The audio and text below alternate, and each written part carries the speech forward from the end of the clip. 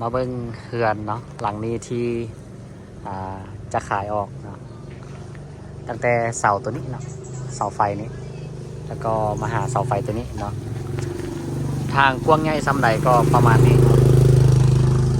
อันนี้คือตัวจริงนะรถใหญ่เนาะพอแต่ลีกกันได้นะแต่ว่าต้องขี่ระมัดระวังเนาะลีกกันได้อยู่เรื่องของรถใหญ่เนาะแต่ว่าทางนี้อยากน้อยนิดนึงอันนี้คือสภาพตัวจริงเนาะสามารถเข้ามาเบิ้งตัวจริงได้เนาะมักก็ลมเรื่องของราคาหรือจะซื้อผ่านแอป YCGO ก็ได้เนาะ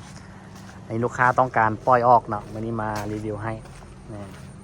บ่ได้เข้าไปด้านในเด้ออันนี้เป็นเฮือนเนาะ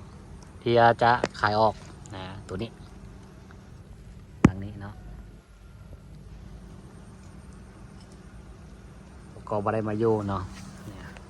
หลังตัวนี้อยู่หนองพญาเด้อหนองพญาเนาะตัวหอมใหญ่ๆหอมนึงเลยหอมใหญ่ๆเลยเนาะตัวนี้ก็ซอสคือกัน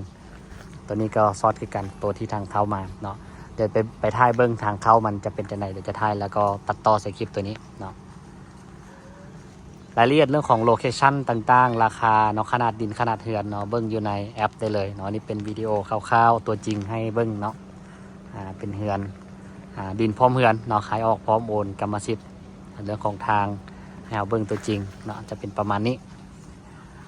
มักจังใดบ่มักจังใดเนาะสำหรับคนใดที่ต้องการ